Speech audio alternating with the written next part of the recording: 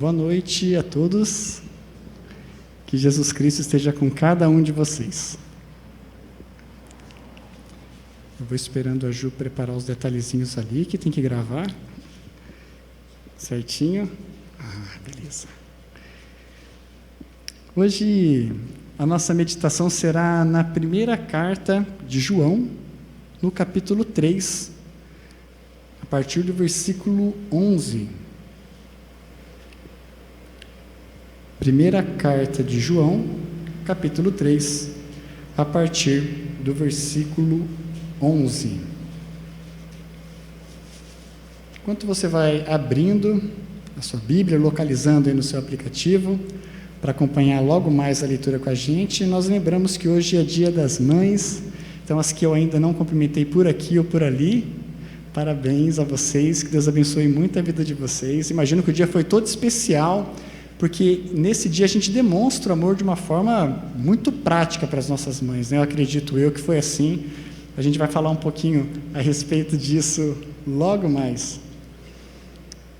Então, vamos lá. Primeira carta de João, capítulo 3, a partir do versículo 11, diz o seguinte: porque a mensagem que ouvistes desde o princípio é esta, que nos amemos uns aos outros, não segundo Caim, que era do maligno, e assassinou o seu irmão. E por que o assassinou? Porque as suas obras eram más, e as de seu irmão justas. Irmãos, não vos maravilheis se o mundo vos odeia. Nós sabemos que já passamos da morte para a vida, porque amamos os irmãos.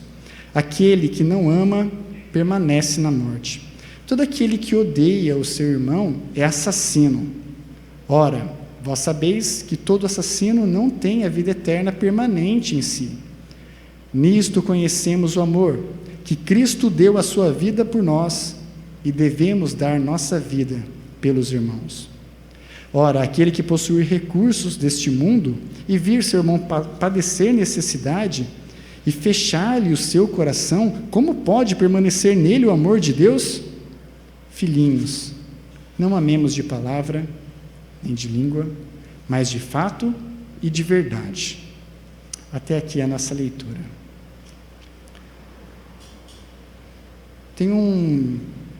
Existem vários conhecimentos, vários ditados que circulam na sociedade, no dia a dia, e que de tanto ser repetido, a gente acaba internalizando aquilo, ou até acreditando que aquilo pode ser verdade, pelo menos em algum nível. E uma frase que eu ouvia com muita frequência entre os meus amigos, para tentar justificar algum benefício para eles, é: eu também sou filho de Deus. Você já deve ter ouvido essa frase, né? Todo mundo é filho de Deus, tentando mostrar, olha, que esse é um benefício que todos deveríamos ter. Eu também sou filho de Deus. E é um pensamento que circula por aí. Talvez se você perguntar para alguém: você é filho de Deus? Sou. Eu também sou filho de Deus. Todos nós somos filhos de Deus. Quando você começa a ler a primeira carta de João, você vai ver que João não concorda muito com esse pensamento. Bom, se você ler o versículo que antecede a nossa leitura da reflexão de hoje, o versículo 10, você vê que João fala que existem algumas possibilidades. Ele diz assim no versículo 10: nisto são manifestos os filhos de Deus e os filhos do diabo. Todo aquele que não pratica a justiça não procede de Deus, nem aquele que não ama o seu irmão. Então, parece que nem todo mundo é filho de Deus, nós também temos os filhos do diabo. É claro que ninguém quer trazer esse título para si, ninguém gosta de sair com uma fama dessa por aí. Então a gente fica generalizando no lado gostoso, bonitinho do texto, né? Mas João fala para a gente que temos aí pelo menos dois tipos de pessoas, ou se for categorizar todo mundo, em dois grupos: os filhos de Deus e os filhos do diabo. Ele foi categórico aqui, é simples. Quem que é o filho do diabo? O filho do diabo é esse que não pratica a justiça, que não está muito preocupado com a vontade de Deus, com o que Deus pensa, e que não ama o próximo. E depois ele vem desenvolvendo um pouco mais de quem são então esses filhos de Deus? Quem são esses filhos de Deus? E aí ele começa a desenvolver para a gente algumas ideias interessantes para a gente refletir nessa noite. E uma das primeiras coisas que ele vai compartilhar para a gente, ainda no versículo 11, é que sobre obedecer à palavra de Deus, a mensagem que nós ouvimos desde o princípio ser anunciado é essa: que nos amemos uns aos outros. Sabemos que esse faz parte ali do grande mandamento que Deus dá aos seus seguidores, que é amar a Deus acima de todas as coisas e amar o próximo como a si mesmo, amar uns aos outros. Então João começa a mostrar para a gente que alguém que se diz filho de Deus traz em si, dentro dele, essa característica de amar o próximo, de se preocupar com o próximo. Então isso é o que começa a taxar a pessoa, a classificar a pessoa, a encaixar aquela pessoa como um filho de Deus. Só que não apenas a expressão todo mundo é filho de Deus é mal compreendida por aí ou compartilhada por aí. Lembro uma vez de conversar com alguns amigos na universidade a respeito do amor. E a gente começou a bater papo sobre, afinal de contas, o que é amor? E todo mundo tinha ali a sua compreensão, o seu pensamento a respeito do que é amar, e cada um falando de onde vinha, alguns citando alguns filósofos, alguns pensadores. E eu observei que tem toda uma pluralidade na definição a respeito do que é esse amor, embora pareça algo super compreendido. Estamos no Dia das Mães, a gente pensa muito sobre essa palavra, talvez você já tenha até falado essa palavra hoje para alguém, palavra que todo mundo sabe o que é. Só que sabemos que algumas pessoas têm uma compreensão um pouco diferente. Algumas pessoas, por exemplo, entendem que por amor ela pode até tirar a vida de uma outra pessoa. Eu amo demais para poder compartilhar com o outro. A gente vê que a compreensão a respeito do amor pode ser equivocada e talvez nós, seres humanos, tenhamos compreensões distintas a respeito dessa expressão tão conhecida que pode provavelmente ser uma compreensão equivocada a respeito dessa palavra tão bonita que a gente usa nos nossos dias. Então João facilita para a gente, ele fala, quando eu digo que vocês precisam amar uns aos outros para serem filhos de Deus, não é qualquer amor. Eu vou explicar o que a palavra, o que Deus apresenta sobre amor, e aí vem a definição dele a respeito de amor. No versículo 16, onde ele diz que nisto conhecemos o amor, que Cristo deu a sua vida por nós e devemos dar nossas vidas pelos irmãos. Essa é a definição de amor para João, esse é o resumo de amor que João traz para a gente. Isso é amar. Amar é você estar disposto a sacrificar em prol do outro. Amar é o que a gente olha em Cristo Jesus e vê exemplificado, e vê de forma explícita na sua vida, o que Ele demonstrou através da sua vida. Um amor sacrificial, em obediência ao Pai, em amor ao próximo, em amor aos irmãos.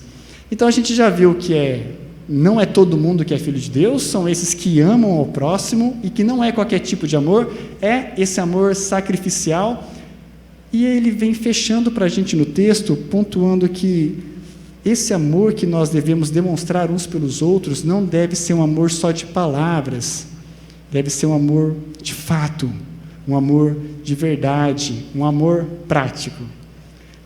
Bom, hoje você teve algumas oportunidades, talvez se você esteve com a sua mãe, de expressar para ela que você a ama, de talvez comunicar isso, né? Talvez você, não sei qual foi a sua estratégia, você poderia simplesmente ter levantado pela manhã, mandado uma mensagem por causa do distanciamento, né?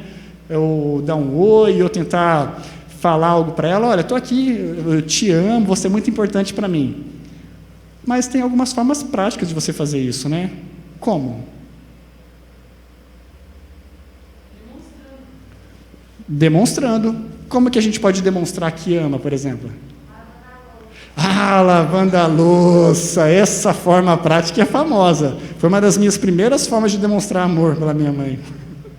Lavar a louça. Se essa tarefa normalmente é realizada pela sua mãe, você fala, mãe, hoje você está de folga, né? Podia ser assim todo dia, Dia das Mães, né? Mas você, através do serviço, dando um dia de folga para sua mãe, você demonstra que a ama lavando a louça. O que mais você pode fazer para demonstrar o quão importante ela é para você? Deixando claro, externalizando isso, né? Porque às vezes você fala assim, não, ela sabe que eu amo, né? Claro, lógico que sabe que eu amo. Mas falar isso é muito legal, deixar isso bem claro, né? Às vezes até de uma forma poética, tem várias formas a gente falar isso, né? Legal, externalizando isso. Qual outra forma? Preparando um café da manhã, isso é top. Isso é bom. Levando o café da manhã na cama. Ó, a gente tem um combo aqui já, né? Prepara, serve, já começa a dar ideia. Só não pode dar inveja. Daqui a pouco começa a dar... não teve isso lá. Está vendo quanta forma prática a gente tem de demonstrar amor? É claro que eu posso falar, né? Simplesmente mandar uma mensagem. Só que quando eu preparo um café da manhã, eu lavo uma louça, quando eu levo o café da manhã para minha mãe na cama, né? Quando eu estou transformando essas palavras em ação, aquilo fica muito concreto, fica visível, fica claro. E até traz para a gente essa intensidade, que não é uma coisa da boca para fora, é uma coisa real, uma coisa que eu quero demonstrar com atitudes para você. E aí nós falamos aqui com as mães, mas isso pode ir para todos os níveis, entre amizades, entre relacionamento conjugal. Uma coisa é a pessoa falar que te ama, a outra coisa é quando você precisa dela às 4 horas da manhã, ela está indo lá para cuidar de você, para te prestar uma assistência, para chorar com você quando você chora, para celebrar com você quando você se alegra. Eu lembro que quando eu era jovem, no período do vestibular, um exercício que eu tive que fazer para demonstração de amor com os meus amigos foi eles passarem, eu não, e eu ter que ir na festa de comemoração deles. Se alegrar com os que se alegram. Quando você está com vontade de chorar, não é tão fácil, né? Foi um exercício, mas foi uma forma que eu tinha... Ele era importante para mim, aquela celebração dele era importante para mim, então eu quero celebrar com ele. São formas práticas que nós temos de demonstrar esse amor. Esse amor tem que ser para além das palavras.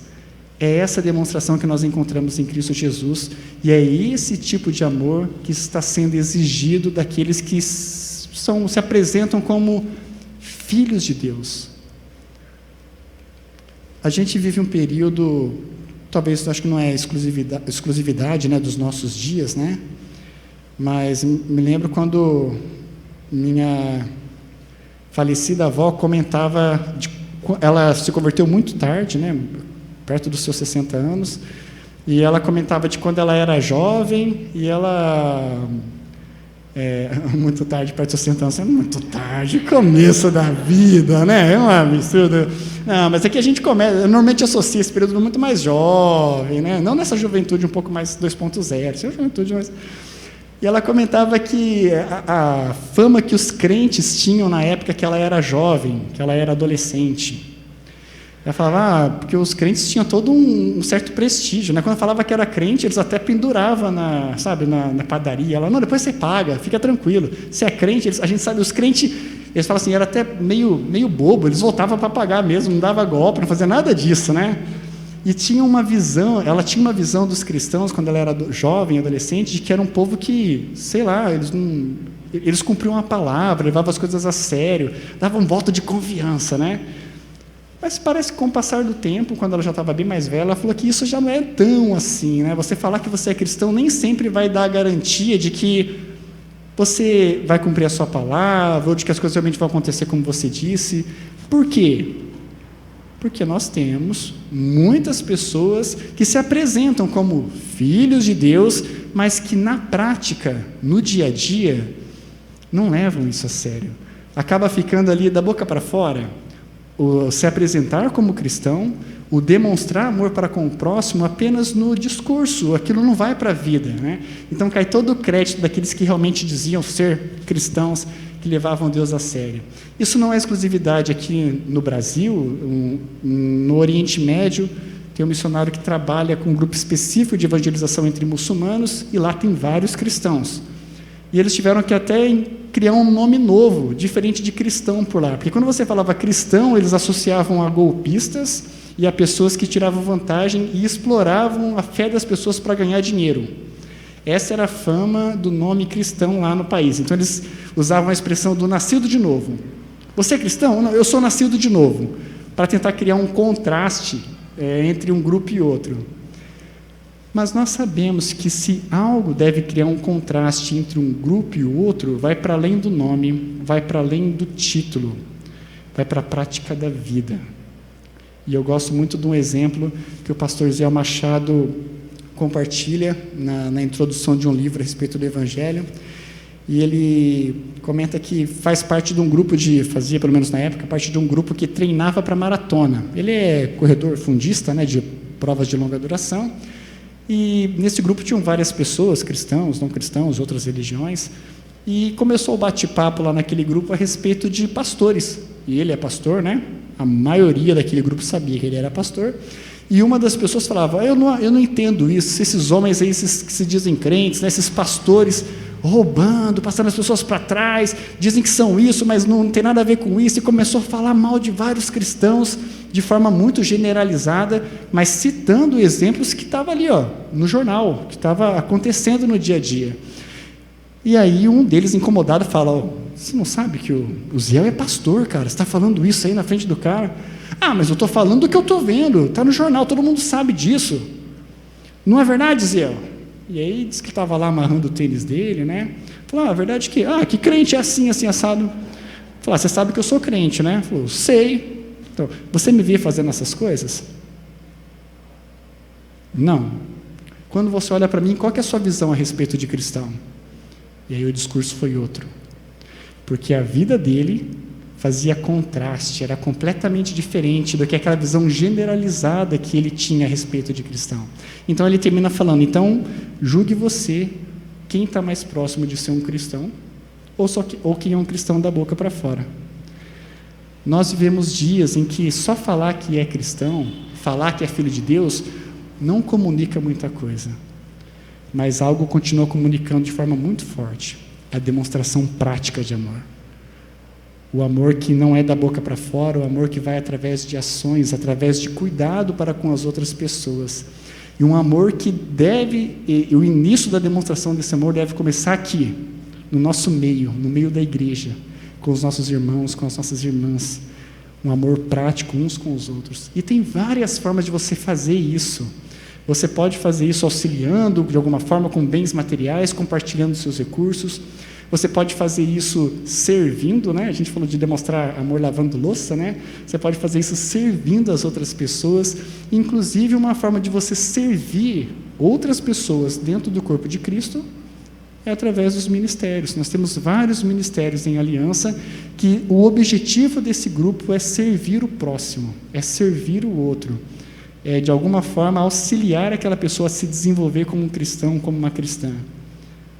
São coisas práticas, não da boca para fora.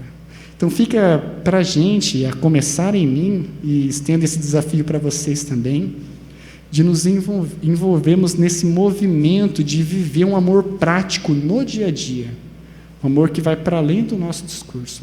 Porque quando nós fazemos isso, João já disse isso no Evangelho, ele diz que é nisso que nós seremos reconhecidos como discípulos de Jesus. Jesus falando com seus discípulos na noite em que ele seria traído. João, no capítulo 13, versículo 35. Nisso eles conhecerão que vocês são meus discípulos, se vocês amarem uns aos outros. E aqui ele está mostrando para a gente como que a gente pode fazer isso. Um amor de fato, um amor de verdade. Vamos orar? Deus querido, nós agradecemos a Ti por Jesus Cristo, que não apenas discursa, não apenas fala para a gente como nós devemos ser, mas antes de tudo é um modelo prático para a gente do que nós devemos ser. Jesus Cristo foi aquele que, em amor a Ti, obedeceu em todas as coisas, foi submisso e amou ao próximo ao ponto de entregar a própria vida pelo outro. Deus, ajude-nos a ter esse amor. Ajude-nos a ter esse amor que é demonstrado de forma muito prática para o próximo, e um amor sacrificial, um amor que coloca o outro como uma prioridade, um amor que está disposto de abrir mão de coisas pessoais para que o outro possa se sentir amado, para que o outro possa se sentir cuidado, para que o outro possa tocar a sua vida de uma forma legal. João exemplifica para a gente como pode alguém dizer que é filho de Deus e olhar para o próximo, vê-lo passando por necessidade e não fazer nada. Pai, que nós não sejamos assim, que a gente realmente se envolva, que a gente possa olhar para as pessoas e ver o que falta, se falta recurso, se falta serviço, se há algo que a gente pode realizar para o desenvolvimento ou cuidado daquela pessoa, e que a gente possa, de forma sacrificial, compartilhar dos nossos recursos, do nosso tempo, do que a gente tem em cuidado para com essas outras pessoas. que esse amor seja praticado no nosso meio e que esse amor seja praticado para fora do nosso meio e que a sociedade possa ver, através dessas demonstrações práticas de amor, que nós somos filhos teus, de fato e de verdade. E que isso, Deus, de alguma forma, contribua para a expansão do seu nome e que outras pessoas se aproximem, Deus, desse movimento e queiram experimentar desse amor e viver desse amor que tem transformado as nossas vidas. É o que a gente pede em nome de Cristo Jesus. Amém.